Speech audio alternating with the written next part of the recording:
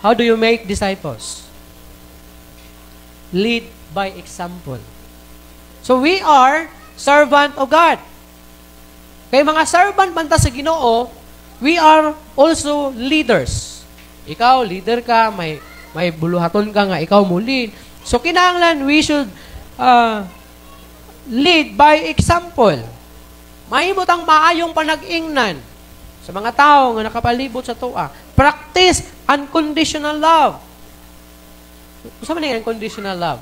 Bisan dili takos nga higugmaon nimo. Kay kita tanan diri dili man ta pareha o kinaiya. So kinahanglan gyud ipalabaw gyud ang paghigugma. For example, ako.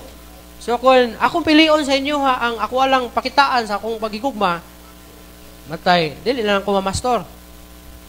Kaya saan man nimo pagkatiman sa katawhan sa Ginoo nga lahi man kinaiya.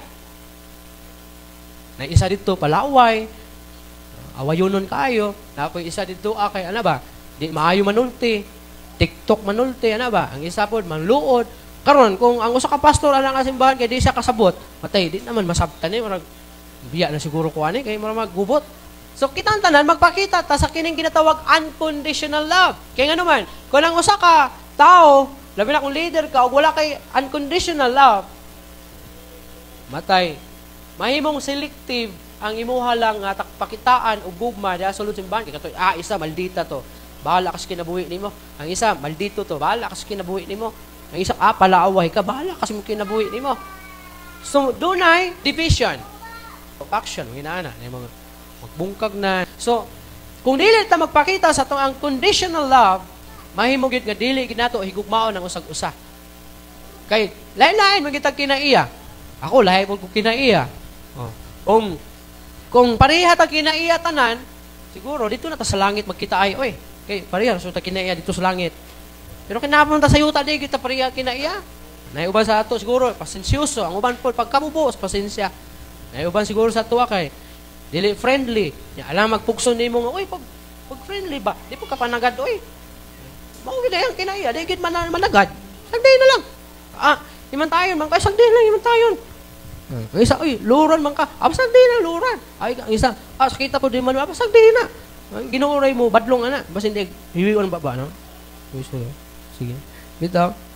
Unconditional love. So kinahanglan sa naganlain na klase nga kinaiya, kinahanglan ang unconditional love. Kay si Jesus Christ ang atong example. Tanawa, kung imong tanawon ang love ni Jesus is para sa tanan.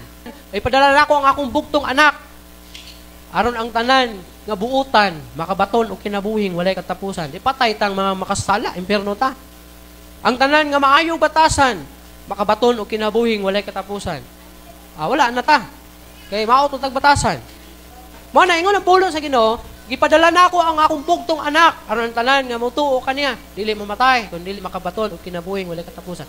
Kung moingon ta nga tanan motuo kaniya, pangit ka magkinaiya, maayo ka magkinaiya, grabe ba ka kadautan o di kay kadautan, pag ilhon nimo si Jesus Christ, iya kang pakitaan sa iyang paghigugma nga walay sama. Unconditional love.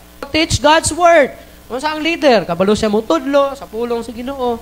And then, pag may nga kabalo mutudlo sa pulong sa Ginoo, of course, magtutuon siya sa pulong sa Ginoo. And lastly, join hearts in prayer. Prayerful, mahinampuon, ga-pray sa Ginoo, gatagad sa Ginoo diya sa iyang prayer life. That's the kind of leader.